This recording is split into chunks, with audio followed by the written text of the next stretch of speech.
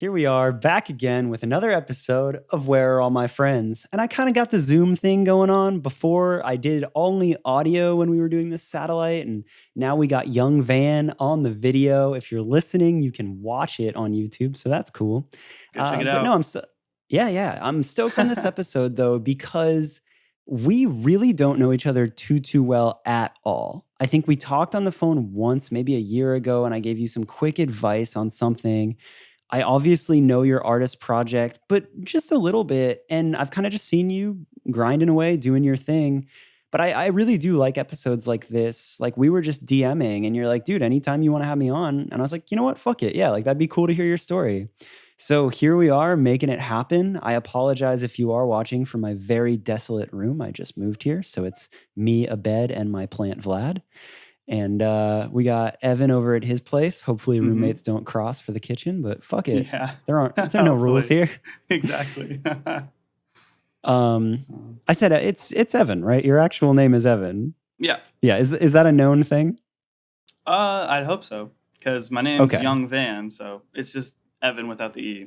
Young Evan. I literally never thought of that. That is very Yeah. funny to me. Everyone always, no one ever knows that. They're always like, oh, Young Van, like minivan, like, oh, like an actual van, or like the shoes. I'm like, no, my name's Evan. It's without the E. That's how I got That's the funny. name. I literally never put that together. Yeah. Anyway, thank you for joining me. I'm excited to Mhm. actually learn your story because I don't know it too well. For anybody who's listening who doesn't know at all who you are, just like super briefly explain who you are and what you do. Okay, well, my artist name is Young Van. Um, I make music about the sad parts of life because I think it's easier. It's a lot easier to write about sad stuff than happy stuff. Just because the sad stuff is usually more powerful. But anyway, yeah, I make music. I started a record company called Minivan Records that I own, and I'm trying to do some stuff with that. Before the COVID stuff happened, I was trying to book shows, and that's when I talked to Andrew before. Yeah. He was giving me some advice on how to book some shows and how to talk to people and all that stuff. And yeah, just really trying to get my head into the music industry. And I'm a musician. I sing. I don't produce or anything. I don't do my cover art. Usually have my friends help me with that and help me with mixing and mastering and all that stuff. So I'm really fortunate that I've met so many people that I've That's got to make cool. some cool music with. I want to talk about that a bit because I think I think in this lane of like solo independent artists, there's a lot of options. Like you can be the producer and the vision and make all of the art and do all of the things, or you can make good friends, find kids that are good at producing and just kind of like play into your strengths. And I'm really interested in that because I think that as music is evolving, especially the independent underground scene of anything, like Hmm. that's where I came from, certainly. And I think a lot of people listening definitely have roots in that, are currently in that. And it's really interesting to hear other people, how they've found their way around it and how they've adapted or what they do. I think that's really helpful. So I really do want to talk about that quite a bit, actually. And I didn't know that you said it's Minivan Records? Yeah, Minivan That's Records. solid. That's a good Hmm. name. I like that. I wanna Thank talk you. about that because I didn't realize that you were doing that. I also don't know too much about, like, your background of not even that I really care about education, but, like, I Hmm. feel like you're a little more focused on the business side of music than some of the other artists I've talked to, Yeah. and I always like conversations like that. So before we dig too deep in that, briefly tell me just, like, where you're from growing up, kind of like how you got into music. Okay. Um, so yeah, I grew up. Well, it's a little bit long story, I guess. No, I won't make it too long. So people No, go listening don't for it, get really man. bored from me talking. But I was born in Lexington, Kentucky. Mhm. UK Wildcats, all that good stuff, Kentucky Derby. But I only lived there for like 8 months when I was born, and then my family moved to Atlanta, Georgia. And Oh, my dad was working at a music studio there, and both my mom and my dad were in rock bands at the time. really? Yeah. My dad actually toured with Leonard Skinner back in the 90s with his band. It was like his first big break. They opened on stadium tour with Leonard Skinner. And so like he always Holy told me shit. stories and stuff, yeah, about like the writers. They would always ask for random stuff to see what they would actually do for them. Yeah. He would Touring just tell back me silly then stories. too, like, so crazy. Like, you hear the stories of, like, just I can't even imagine a stadium tour, but, like, just touring Hmm. in general. in that time. Like, it just sounded so larger than life. Oh So, yeah. damn, I bet that man has some stories. Yeah, he does have some stories, and it's always cool listening to my dad talk about some of the cool stuff he's gotten to do throughout his life and the people he's met. Like he told me just recently that when he first signed his first big deal with his band, it's just called Super Fuzz. Um, he went to Prince's studio. I don't know where it was, but he said he was at Prince's studio, and his mom, my grandmother, insisted on going because she needed to be a part of the signing and stuff like that. So he's getting walked around Prince's like private studio, I guess, to see if this is where they're going to record it. And he said he saw like one of his guitars just sitting in the corner, and he was like, "Oh my God, that is Prince's guitar right there. That's the guitar he's playing on stage." And my grandmother, his mom, went over and walked and touched it, and the guards there like yelled at her and told her she should not touch anything. And he said he was so embarrassed. He's like, "I'm so embarrassed. Like, they're never going to let me come back." But That's apparently funny. it was like expensive. So they obviously didn't record the studio there, but it's just cool. Like little stories like that. Like I'm really blessed that like, it's fun to talk to my dad about all the cool experiences Well, I he's think had in music. the cooler part there is a lot of people don't grow up in musical families. Like, I certainly did not. No one in my family cared about music at all. Like, really, like, Oh my wow. parents would like listen to the radio, or like, I guess my dad knew like Led Zeppelin and stuff like that, but it was never a thing. And I've always been curious of the people that like from day one have like musical parents, where that leads. So again, I'm interested in your story for that reason. So young age, you go to Atlanta, you're growing Yeah. up. When does hmm it click for you? Like, at what age were you like, all right, maybe I like this music thing? Um, I think probably like 8, 9, or 10. So like we moved to Florida for a bit. We lived with my grandmother in the back of their house. They had like a outhouse that we lived in for like a year. Uh, then we moved our own house for like 6 months, and then we moved back to Kentucky, which is where I ended up growing up for the rest of my life, like 7 to like, you know, 20, a long Got it. time. Where do you And live when I now? was there, oh, I'm living in Missouri right now for school. I'm here in Okay, cool. Springfield, Missouri. So There it is. hopefully, when things get better, play some shows around here. But anyway, moved back to Lexington, Kentucky. My parents ended up getting divorced around that time. I think it was like 2007, 2008. And I think that's when I started writing music. Like I would just be in class and I would start writing lyrics just about how I was feeling. And I don't think I have lyrics with me, but like I still have notebooks from elementary school of lyrics I've written, and they're depressing. And I was like, maybe I should have Damn, gotten even some at that help. age, you're like, Yeah, you're it like, was maybe it I was should really have sad. had some actual help and not just written lyrics in Yeah, elementary school. exactly. Well, I have a song I recorded when I was 10 that my dad like produced for me. It's called Blazing Eyes. And I'll have to Wow. show you after the podcast. Like I have it somewhere, but it's funny. I So don't even yes, know. How old are you now? I'm 22. My birthday was Okay. like 3 weeks ago, so I just turned Oh shit, 22. happy birthday. Thank you. But still So yeah. relatively young as far as hmm like time in the game. That's cool. So, okay, so you grew up there at a very, very young age playing, or at least understanding, getting into music. Were you playing any instruments or anything? Okay, so like fifth grade, I played the trombone for a bit, but then when I hit middle school, I realized I didn't really like horn instruments, so I started playing percussion. So like I played like the drums and marimba and stuff like that. Hmm, So that was my nice. musical like exploration during middle school. And what about music that you were listening to? Like, what was the first kind of stuff that you were like, yo, I actually like this? Linkin Park. I listened to Yo. Hybrid Theory like all the time. Actually, my dad bought me the CD, and same with their second album. It starts with an M, right? Metroland or something like that. Meteora? Yeah, the Meteor. Yeah, yeah. Thank you. Yeah. Yeah, I like that album as well. So That's yeah, so Linkin Park when I was crazy. young. Listened Dude, to it a it's lot. I swear so many of the people I talk to, like there was some amount of like Linkin Park or like Blink 182 or like Mm-hmm. I feel like Linkin Park was so important though because it was kind Yeah, of the first band that a lot of people found where they mixed rap and rock in a cool yeah. way. It was And that super like I cool what think they did. opened the door. If you were a rock kid and you heard that, you're like, oh, rap maybe? Or if you were like Mm-hmm. a rap kid and you heard that, you're like, all right, rock isn't that whack. Cool. It's really cool. I like their music a lot. Um, I don't know. I remember listening to them a lot. I just remember listening to Rage Against the Machines, like that one song, like Pocket Full of Shells or whatever, like riding around the valley with a Yeah, pocket yeah. full of shells. But when I was a kid, I still remember that I have this vivid memory of us driving along this long road and listening to that in the car together. And in my head, I'm imagining me walking around the beach picking up shells and putting them in my pocket. Because as a kid, I didn't realize what he was talking about. So I was like, oh, wow, they're going getting shells at the beach. And when I got older, obviously, I realized what the song was about. But yeah, I just remember that memory every time I hear that That's song. so funny. I think about that too. Like at a young age, you find music, you still like it, but you don't Hmm. understand like the meaning of it. But for some, like you Exactly. still like work with it in your head, or you like a melody, or you like something, and then later on you go back and you're like, oh wow, It okay, reminds me, there was another song, I think it was, forgive me if I'm wrong. I think it was T.I. and Justin Timberlake, but it was like, I just remember the chorus like, "Oh, I've been driving on this road too long, been trying to find my way back home.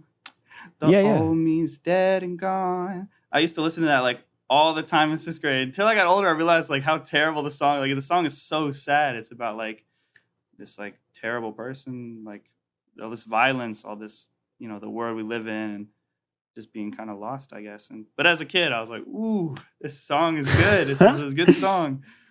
And I listen to it all the time. But oh, I really liked what's that one band that had like "You're a Jerk"? That one song.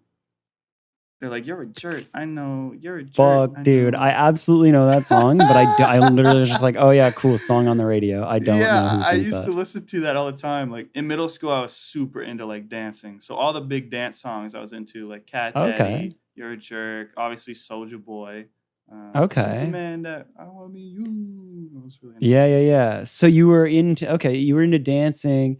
What Hmm. what yeah, like what were your hobbies as you were growing up? Like did it go full music dancing or were there other things?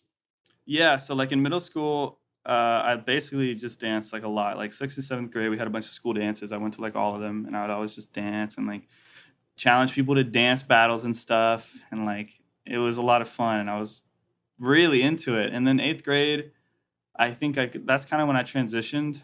Um, I don't know what happened, but I used to be really into dancing, not so much anymore. But yeah, in eighth grade, I joined marching band, and so I just didn't have a lot of extra time to like do dancing stuff and do all that extra stuff. So I got really into like band, um, and then like video games. I think like I was playing Minecraft a lot. Yeah, yeah. In middle school, this kid told me about Minecraft, and when I first went home, I typed in "mind" as in the mind, and Mhm. I couldn't find it. I Mhm. was like, "What is this game?" Obviously, back then, like I didn't text or whatever, so I just heard it at school. I was like Minecraft, and nothing popped up. I was like, "Dude, where can I find it?" But once I found it, ooh, I was sucked into the hole of Minecraft back in the day. I liked that game was like my life for like 4 or 5 years from that point. But Okay. I wish I don't know anything about it. I wish I could relate more. But I know a lot of people okay. played it, but But yeah, anyone who likes Minecraft, y'all know what I'm talking about. I just explored that, so that was a lot of fun. Also, I had, I have ADHD. So like at the time, like I was taking Adderall every day at school, and I think it's probably eighth grade. I think when I stopped, like when I realized how the medicine affected me. Like I was losing a lot of weight. Like I was underweight. I had like a lot of mood swings taking Adderall. Like I would just come home at night and like cry just randomly. Um, and so I think like sophomore year of high school, I stopped taking Adderall. Like I finally got my doctor to say, "Hey, it's okay. Let's try it." She was like, "Let's see how your grades are, and then we'll see." But my grades were fine. I was still like a B average student after I stopped taking it, so we're good. that's crazy. That's another thing that I've like I was never prescribed anything like that, but I've heard a lot of people like talk about the downsides of being on like prescription medicine and like how you like just will feel hollow or will feel fucked up or all Hmm. that. Like obviously it can help some people, but it's interesting that like you were aware of that where you're like, I don't want to do this anymore. Like it's Yeah, I crazy. mean, I remember being like in eighth grade, and I was like, I mean, I'm still young. I don't really know what's going on, but there would be days like I just knew I wasn't myself when I took it, so I would skip like I just would tell my mom I took it just so I could go to school and be normal. But then like the days I had tests and stuff, I'd take it, and I just felt like drowned out. Like I guess it's a good way to describe it is like if you're like I guess like looking like you're in the cafeteria. Like when I'm not on Adderall, I'm sitting in the cafeteria, I'm talking to everyone, having fun. When I'm on Adderall, it's almost like I'm outside of the cafeteria, looking at everyone, like in the room, just watching everyone. And so it Whoa. just feels like it feel really disconnected. And like I said, I also would skip meals. Like it like really lowered my appetite. So like I would not eat until like the night. so I wouldn't eat like anything all day until dinner time, really. And so Yeah, it was damn. not good. But That's crazy. Okay, well, cool. You're painting a picture. I'm understanding the you. mhm. So, at what age then does young Van happen? uh, I think I was 18. Okay. Yeah, I was a senior in high school, Okay. and I'm using my Blue Yeti mic now, but this is the first mic I got. I got it, I think it was sophomore year for my birthday. I'd asked my dad, I was like, Dad, please, like, I really want a mic. This mic is not too expensive. It's $100. Like, this is all I want for my birthday. Like, I really want this. I could use it at the time for YouTube. I wanted to be a YouTuber. So I was like, this is the mic I want. It has a tiny stand. I can record video games and like do audio with it. And my dad was like, okay, like I'll look into it. And he got it. And I was like, yes, I was so happy. Um, Problem is having ADHD and trying to be a YouTuber does not work out. So I'd record a bunch of videos. I'd play a game. I'd edit like 2 or 3 videos. And then the next week, I'm like, oh, I got to play this game again and try to complete it. But I was like, no, I don't really want to. I don't want to play this game. It's boring.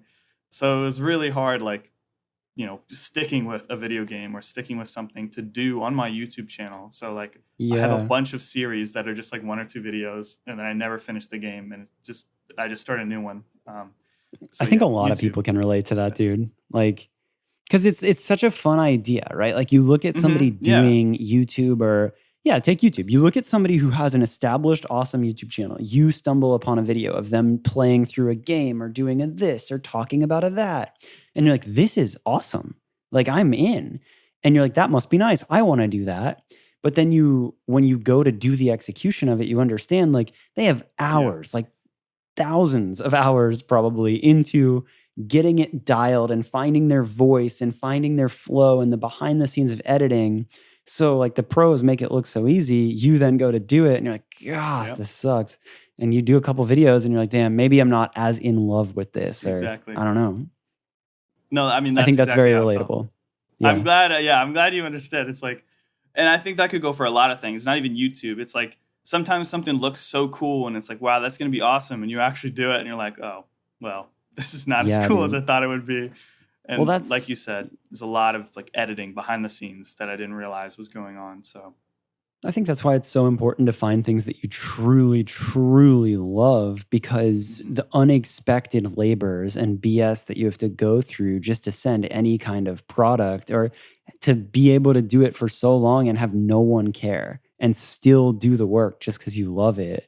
I think it's pretty, like, I don't think it's a bad thing to try things. I think it's okay to be like, I have 10, 20 unfinished series where I've tried this. Because Yeah, then when you do find the thing where you're like, all right, yeah, I'm down to put 10,000 hours into this, like, sweet. Now you know. Now you have experiences in the past to know the things that you weren't down for. So is that what kind of happened? Like you were trying that and then you did the music side of it? yeah. And I honestly think it's a good thing to do. Like you said, it's good to like try things and be like, okay, this sucks. I don't like this. Like, better to do it and know that it's not your thing than always wish you had done it and never knew, what it would be. But Totally. yeah, so basically, senior year came along. I had a lot of personal stuff going on in my life, and I was just really unhappy. So I found randomly one night, like I was just on YouTube listening to some music really late. I see Lil Peep Star Shopping at the top corner recommended next song, and I click on it. And it's funny because I feel like a lot of people, it's that song they heard that kind of brought them into this whole underground scene I never knew of, because I always listened to like EDM or like pop music. I never really knew this Yeah. whole, well, and Linkin Park, all that stuff. But like at the time, I wasn't listening to like what was being put out with the underground. And I clicked that song and I was like, whoa, like it just spoke to me. I was so depressed, I was so unhappy in my life, and everything little people saying in that song, I was like, this is how I feel. I was in a relationship too at the time, and I was just like, wow, like he is speaking facts. And after that, I found Spooky Black, Night Lavelle, Oliver Francis. Found all these other artists that I was like, whoa, who are these people? I've never heard of these artists. And I found they're like Yeah. really underground artists, and I was like blown away. And that's where my love began. And I had a Mac. As we were talking about before the podcast, I have Macs now. I have 2 of them, one for music and one for just like school stuff. But anyway, I had a Mac and I had GarageBand. So I clicked that thing open. I looked up Lil Peep type beat and was like, hey, let's try to make something. And that's when I started making music. Obviously, it was not great at first. Actually, That's hold up. crazy. My story is wrong. I forgot a key feature. I actually started Please. making music before that. So that's how I kind of like knew I could do it when I was like, wow, I like this. There's my friend Jonathan. His name was Jonathan Maristel. His rap name was JJ Mary. JJ Mary.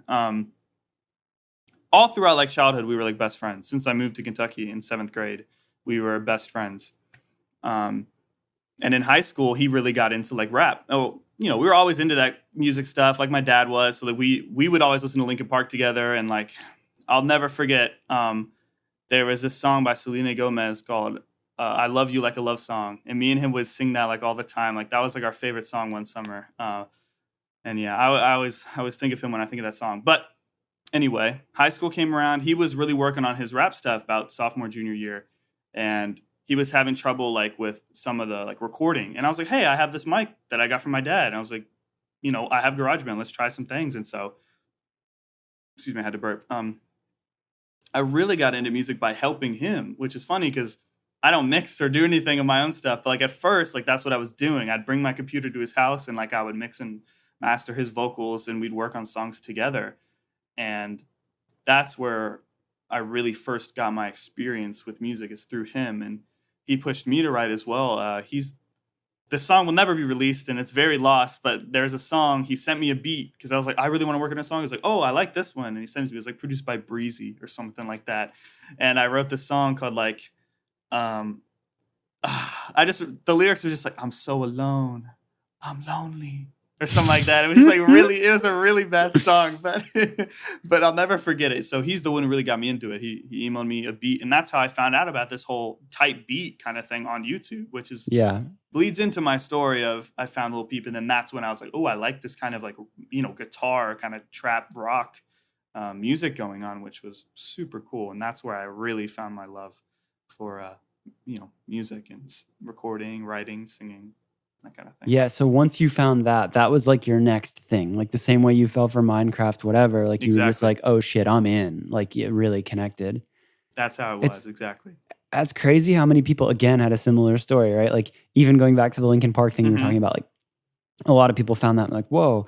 But you're right, like finding Lil Peep and finding all those artists that you just said, maybe finding the Astari channel on YouTube, Oh, like yeah. all Mhm. these things where it's like whatever that YouTube algorithm was, whatever that was, but No like idea. everybody got served those same videos and like the It's people that crazy. like got it were like, "Oh shit," Yeah. which It is is so actually funny. miraculous. Yeah. So that happens and then like you're just like game on. Did you have any reservation on like being an artist or were you like, "Yo, like let's fucking go for this?" Yeah, I didn't really know. I was working at a grocery store at the time at Kroger, and I was being scouted to go to a college to play esports. So like Whoa. music wasn't really like my goal. Like it was just something I was kind of doing just to get out some of the emotions I was going through. Like it was something I was just working on um, for fun, really, and to just be therapeutic almost to talk about a lot of my feelings and it was fun. And my friends were hyping me up. They were like, "Hey, this is not that bad." And I was like, "Oh, thank you. Like I'll keep going then." Yeah, yeah, yeah. Um, And there's so yeah. also, am I wrong? Like, this is like, again, I don't know your story too well, but you have at least a song, I think more than that, produced by Brody, Yeah. Mhm. which he did a lot of stuff with Andy or the Breathing Backwards. Mhm. And it seems like there's like a circle, like I don't know it as well as like some of the kids that I've toured with and some of my circle, but it Yeah. seems like there's like a friendship circle there that I'm like, oh, whoa, they're all friends. Is that Yeah, right? no, Is I'm there? I'm friends with Andy and Brody, yeah. Okay. I've stayed with both of them. So, Oh, they're cool cool. people. Because you're also like, you're all like kind of in like that central East Coast, like Mhm. kind of vibe area, Yeah, right? exactly. Yeah. Andy let me stay with him when I was checking out some colleges up in Ohio, so that was cool. And then Brody, I misspoke. I didn't stay with Brody, but I've gone to New York a few times, and Brody lives in that New York area, so I got to see him a few times as well, which was really cool. Nice. That's cool. So tell me, I hope I'm not. I'm trying to like paint the picture of your career, but then also keep it going in a linear way. So you find all of that, Hmm. you start making music. I guess where I want to get into here is just the fact that like you aren't a producer and you kind of found what you liked. I really like, let's Yeah. get into that discussion because you become the artist that you are. You, I guess, like, I want to say, like, play into your strengths and start to do that part of it. Like, Yeah. what connected for you? How did you know to like find producers? How did you have help people help you make art? How did you kind of get going with it? I guess I'm just a very collaborative person. I like working with other people and bouncing ideas off of others as well. And so when I first was making music, I tried to make some of my own stuff. There's a few songs I worked on with my dad back around the same time I started Young Van, maybe a year before, where I was just like playing keyboard and stuff. Because I always like messing around with the keyboard, which would make you think I'd like producing and I'd get a MIDI and just Yeah. make some melodies. But my problem is I start producing and like I just get bored. Like I'll like an idea, I'll be like, oh, this is cool. But then I'll get on to the next part of the song, like I'll try to add the bass or the drums, and I'm just like, no, this isn't how I want it to sound. So I always just end up texting my friends like, hey, here's this idea. Like, can we do something? And they're like, oh yeah, I can do this like 20 minutes and I'll send you something. I'm like, okay, cool. And Perfect. I'm Better. really blessed for that. But I guess I should go back to how that started. At first, I was mixing my own vocals, just messing around in GarageBand as best as I could and a bunch of YouTube videos and a bunch of YouTube beats, just pulling those off and making a bunch of songs for fun. But the first song that I really remember getting someone else to mix, which this may not be completely factual, but I just know the first song was my biggest one, which is I Waited on You. And the producer, HKFiftyOne, he That was actually mixed it for HK51? me. Yeah, and he mixed that one for me as well. So I didn't mix it. I sent it to him. I said, "Hey man, can you please mix this?" And it was just one stem. It was one take. I did it all in one take. And I was like, "Could you please mix this? Because I don't know how to do it." And he was like, "Yeah, I got you. Like I'll mix it." And he sent me the mix back, and I was like, "This is it. Dude, This is that song." he is low key like the fucking guy. He's one of the first people I put a track, or I think it was, I don't remember if it had vocals or not, but I put a track of his out on the first ever version 3 mixtape because I was just Oh, like, really? yo, this kid's amazing. I have no idea how I found him, but that's crazy that you as well. Because He it's is not great. like he's like deep, like massive following or something like that. Like Oh, he's exactly. just this low key dude that does really cool shit. That's crazy. Yeah, he's insanely talented, and I agree. He's not like Nick Mira or Boy 50 or Cash Yeah. Money AP level, but like his stuff is just as great as their Yeah. productions. And Like that he's very song has what, talented. like 6 million plays now on Spotify, if not Yeah, it's more? That, it's done really well, and it wouldn't have done as great without him. So I'm really blessed for HK. yeah, So shout out massive shouts to HK51. him. He's a That's great so guy. cool. That's so, Hmm. so cool. So with that, like, was there a moment where you like started to get a check off of just like releasing your own music where you're like, oh shit, I need to do more of this? Because again, from at least the Yeah. conversation that we had before, Hmm. you do seem pretty like interested or business minded on like some artists don't Hmm. give a crap about that, but it seems like Yeah. you do pay attention to that. Like, did you have a moment where you're like, oh, if I chase this, this could be real? Yeah. So I think at first, obviously, I wasn't making any money, and it was really just fun. Even when I Waited on You, my biggest song, I Waited on You, never came, produced by HK, started doing well. Like I wasn't making money off of it. I didn't know how to do that or what that entailed at the time.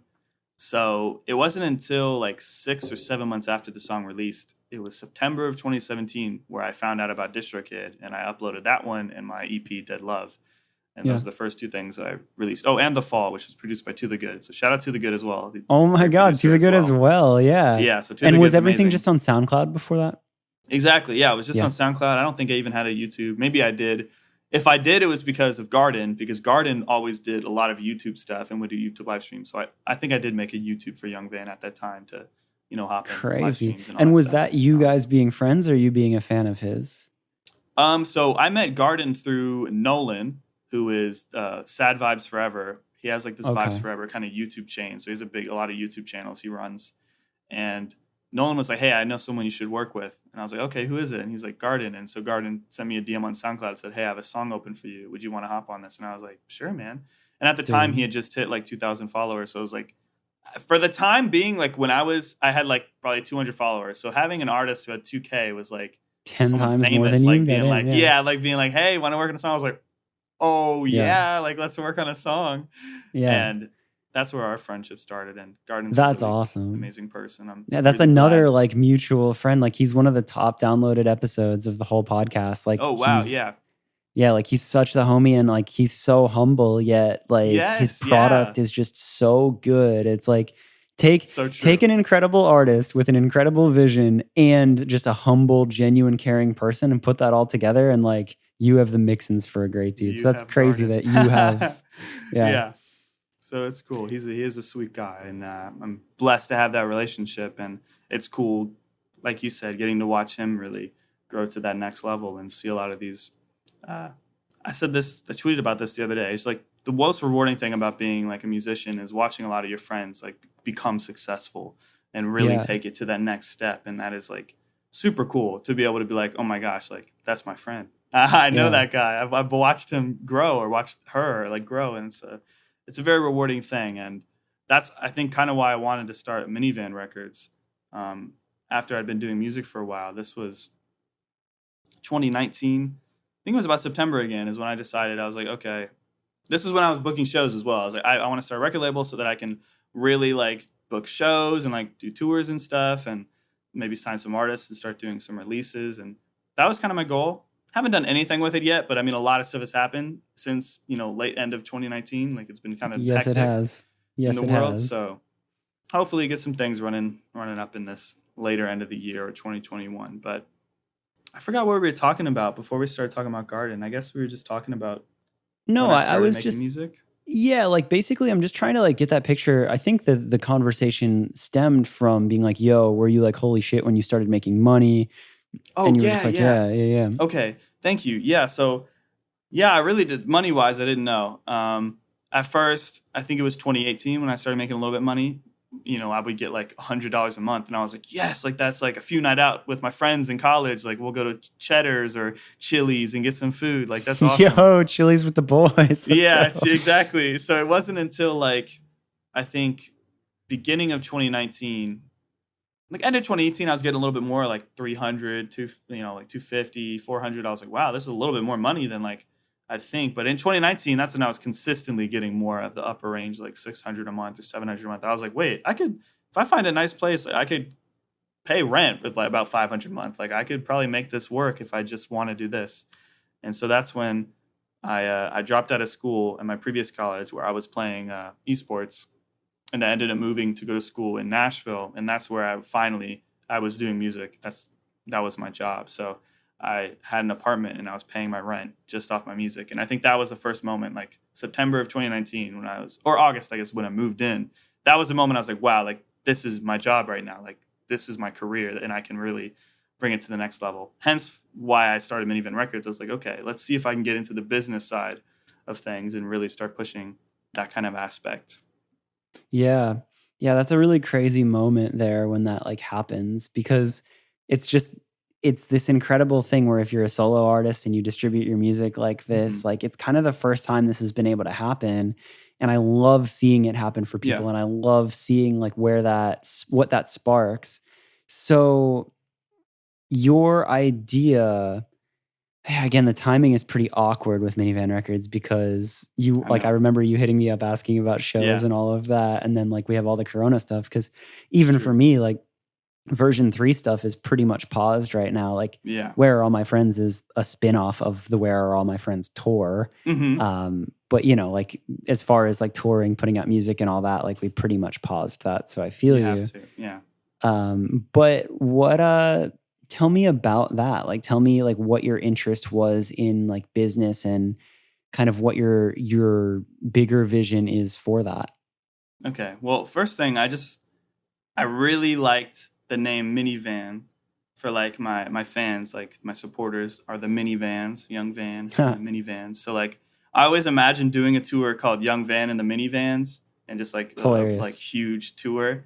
And I was like, wonder if I made like Minivan Records and had my own record company and then I could like book a bunch of shows under that. And I guess in hindsight, the idea was to kind of have a big brand that I could really put myself under, like this umbrella, to be like, this is all my stuff. And I could do book shows, I could help people with their stuff, like marketing.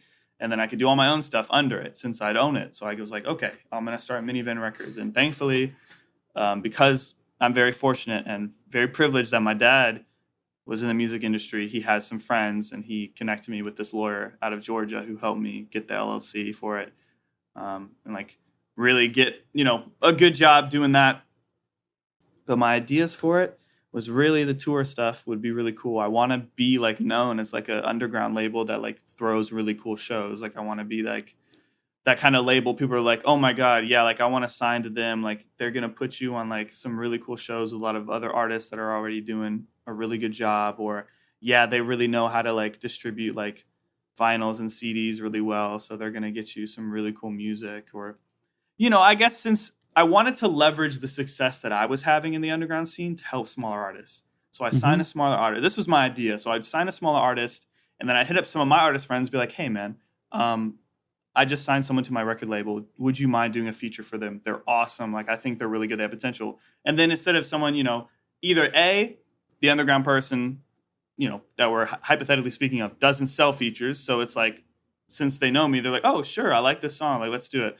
Or B, their feature price is like 1,000 something crazy, but they're like, okay, we're friends. Like, I'll do it for you. So that's what I thought. Like, I could kind of help people work with people that they wouldn't normally be able to work with because of either price range or just people not wanting to do that kind of thing. And also, since I'd been doing it for so long, I guess I've kind of learned how to do some of the marketing stuff, how to plan a marketing. Are we doing photo shoots? Like, what's the cover art going to be? Do we have like trailers to release? Like, when are we going to release it? What are good days to release? How many singles are going to release? So since I've done a few projects, I've kind of learned a bit about that, the marketing stuff. And that's why I started Minivan Records. And when I was in Nashville, I was studying music business. So I learned a little bit more about the law side of things with copyright and, copyright. Basically, that's really a lot of all I learned there. But I mean, that's important stuff to learn. So that's really all I learned.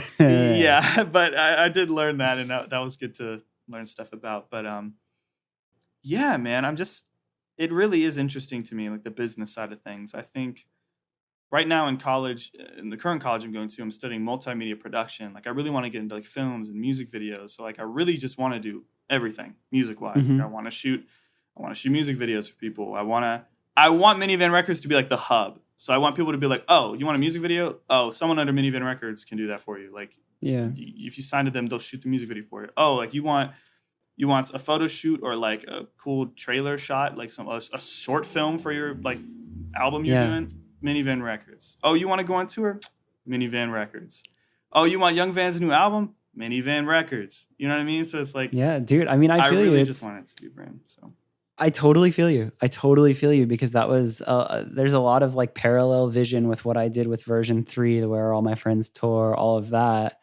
And it's cool to hear, like, you said you're 22 right now? Mm-hmm. Yeah. So I'm like, I guess a generation older. I'm 29, maybe like a half generation. I don't know how you break that down. You're but not. like, but it's just cool it's cool that even coming from entirely different lives and different backgrounds and everything, there is that like parallel vision of just like a place to help put your friends on and elevate things. And it's cool to understand that more. Like now, as I think back to the conversations we had on the phone where you asked me about booking shows and all that, like it's cool to hear your story and like hear that where you're like, this is what I want to do. And I'm personally such a believer that there's room for everyone to succeed. And like, Me too. I love that you have that vision, because I think like we were talking about with even like Minecraft or making a gaming channel, whatever, you have to try a lot of things before you really find your thing.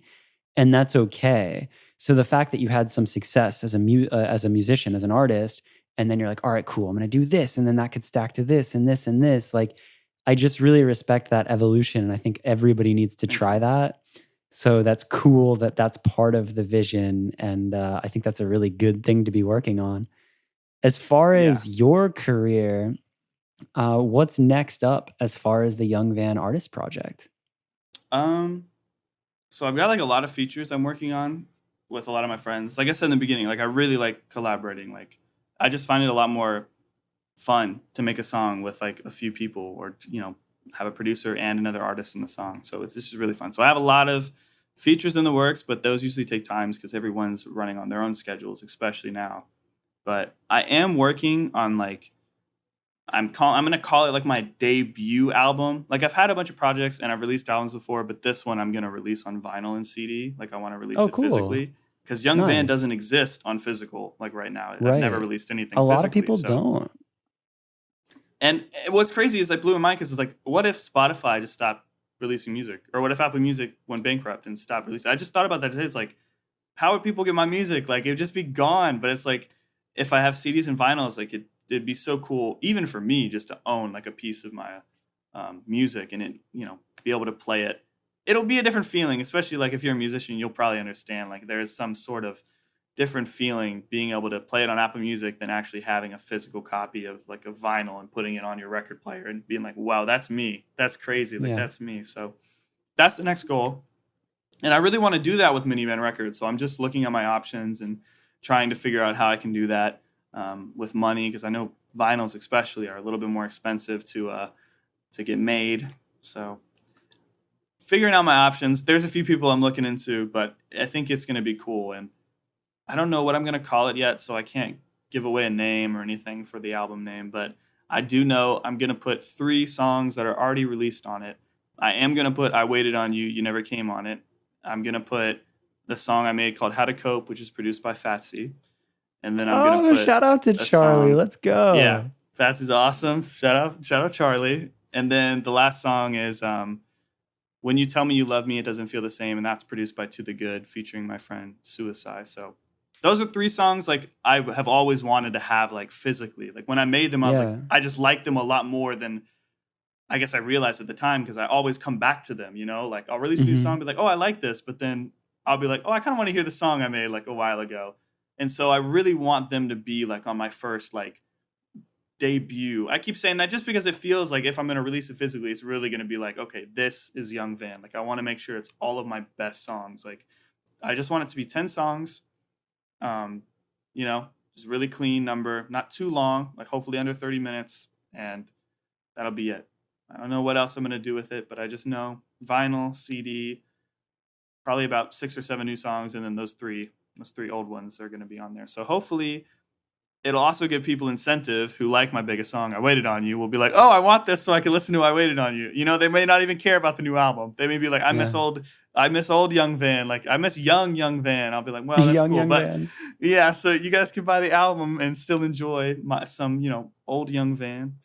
That's So cool. I like that a lot, man. Like it's funny, like you say, like, what if Apple Music, Spotify go away? And that's such a crazy thought. yeah, Like, I have so much like grew up like consuming tapes or CDs or whatever, and yeah. like getting something digital was like it's so much easier. This is better. But you're right now, digital music is so accessible, so easy that you It's almost true. forget how nice it is to have a tangible piece of music.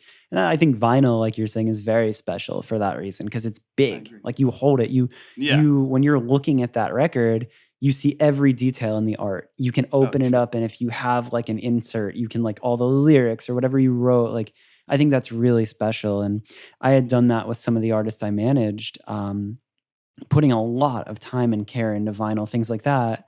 Because if you're a fan and you're taking the time to buy that music and you want it physical, it's because you care about music and you want that extra True. tangible piece and that feeling. So I like that. I like that your head is there, and I think that that shows that you have some artistic integrity. I Thank like you. that a I'd hope lot. so. Yeah. We're getting pretty close to our time. I feel like this really cooked on by, but I Yeah. guess where I like to leave it, and it's an interesting one because I really do think that you are so I don't know, like it's early days for your career. Like you have a lot ahead of you. Well, thank you. But I That's good. yeah, dude, absolutely. But I love to have these conversations early in the day, right? It's cool to Hmm. understand at one point we will look back and call this young Van. That's true. But right now in this journey, a question that I like to ask because I think Okay. that anybody can relate, even if they're aspiring to be an artist, if they're in it. Just for you, if you were to go back to any spot where you felt like the most turmoil or doubt about the whole thing, where do you go to with that? And now knowing what you know, like what do you tell that version of yourself? That's a good question. I'm trying to think back. I mean, there were many times, even with not even with just music, but like everything just going on in life. Music, college, relationships, friendships, count as relationships, but just wanted to clarify. Yeah. But there are many times where I'm just like, it just feels overwhelming. It feels like things are not going to get better. But I have to remind myself that we're all doing the best we can. And like, you're going to make mistakes in life. You're going to drop a song that no one listens to. I drop songs now that sometimes just don't do well. People are just like, meh, it's not really what I wanted to hear. And I'm like, okay, I respect that, but it feels good to drop it. But the point is like, you're going to make mistakes. You're going to have a bad marketing campaign. You're going to drop an album that people don't really like. You're going to fall out with friends. You're going to say things you wish you didn't. You're going to hurt people. And that's just part of life. And I think if I could go back and like tell my younger self something, I would just tell them to like, learn to forgive yourself and learn to forgive others. And I think that's like the biggest lesson I've learned, from my dad and from my therapist and from just my parents and like living life. Just enjoy where you're at right now. Cause one day you may wish you were like, well, I wish it was 3 years ago. Like, I wish it wasn't COVID right now. I wish I was out playing with my friends. Like, just don't take things for granted, I guess, and learn to let go and forgive and love, I guess. That's Yeah. where it all comes down to. Like, a lot of things are about love, the good and bad. So Yeah, dude. No, that's really cool. just, I like that a lot. I totally relate. I feel you. It's so easy to look back on those days and be like, damn, I wish I could have just had that. And even yeah, as we say it exactly. now, right? Like you sometimes take that advice of your own and you're like, all right, cool. Apply that today. Remember that Yeah, today. exactly. But I'm always intrigued by that question because I think no matter where we're at in our lives, there's always some perspective where you look Hmm. back and you're like, damn it. I So agree. thank you for that. That's cool. You're welcome. Thank you for asking Um, it. yeah, absolutely, absolutely. And again, like this interview, like us talking, like there's going to be so much more of your life and your career. But I thought like, fuck it, why not? Right? Like we had known each other. I didn't really know your Yeah, story, regardless of where you're at in your career. Like it's fun to just get it on the books and just talk about right now and talk about leading up to now. So this was I really agree. fun for me. Did I miss anything? Is there any like crucial detail where you're like, fuck, I should have talked about that? I guess the only thing I would just like to shout out my friend Jonathan, because he passed away last Christmas Eve. He was murdered the morning of Christmas Eve. So, um, yeah, there's a lot of pain I've been holding on to about that, and I've been writing a lot about him in a lot of my music. So that was probably the hardest thing because he's the reason I really was making music is because he showed me how to do it, and he was really into like rapping and music online, YouTube beats. Like that's really how I really got into the realm. So I always try to bring him up now, like when I do interviews, because since he's no longer with us, I want him to live on in some sort of medium, whether that be my songs or just mentioning his name so it doesn't kind of just go away. So Dude, that was hard to lose him because he was my best friend. But I'm so sorry, and that's, like, so insane, but what you just said there is, like, I completely agree, is, like, if he inspired you and if he showed you this and you keep that going, it's like that quote that I never quite get right, but it's like you die twice, once when you physically pass, and then the second time when your last name is ever or when your name is spoken for the last time, and wow, it's like I really love that because he made this impact on you. And if you always remember that and speak of him and let that inspire you and that memory of him, I mean, I certainly would be pleased to know that I did that for somebody. So that's cool that you keep that going. thank you, man. I mean, that's the goal. That's all I want to do. And I'm just going to keep making music. I'm not done yet. I got a lot of songs to write, and it's looking like it's going to be a good next 5 years or so. We'll see. That's awesome, dude. And that's cool to have somebody that has that same aspiration like Young Van or Minivan Records, sorry. Yeah. But like I love where your head's at with all that and Thank you. hit me up too. Like obviously like I'm always happy to help people that are chasing those paths. And I wish that there were more people that would support and just like help push people to do those creative things. So that's awesome. Where can people find you if they're listening to this? Like obviously I'll link everything in the show description, but Yeah. on So if you audio. guys want to find me on Twitter and Instagram, it's at Youngvan, YUNGVAN. And then on YouTube, you can just search Young Van. And SoundCloud, it's Young Van, which is ITSYUNGVAN, which is back in the day I couldn't get it, and then with SoundCloud you can't swap it or it changes all the links. So I was like, well, it's not worth it. I'm just gonna keep Yeah, it as the old one. we'll But deal yeah, with you can that. find me on that. And I will like to say I try my best to always answer DMs. I still do that. So if you guys ever just want to talk or you just want to just say hey, Yeah. I'm always open. I try to make myself available to talk. And I just No, love that's talking to really people. cool. So That's really, really yeah, cool. And I think like I personally like I love it when I hear from anybody that listens to the podcast if it helps in any way. So if you're listening, if you've just found Evan for the first time and you relate to any part of his story or if you've listened to his music, anything, like I think it is really cool to be able to talk to people that have been in similar experiences. And that's cool that you're I so open agree. about wanting to talk to people as well. It's cool. Well, I love people. That's why I make music. I'm saying, dude, I feel it. That's why I make podcasts. I think that's cool. I love podcasts. So I'll Hell definitely yeah. rewatch this and listen to it after it's Yeah, released. dude. It's fun. It's super fun. So, dude, I think that's the spot to leave it. Thank you for joining me. This was really fun. And hey, man, I'm sure we'll be talking. Likewise. Thank you so much. And I hope everyone has a great day.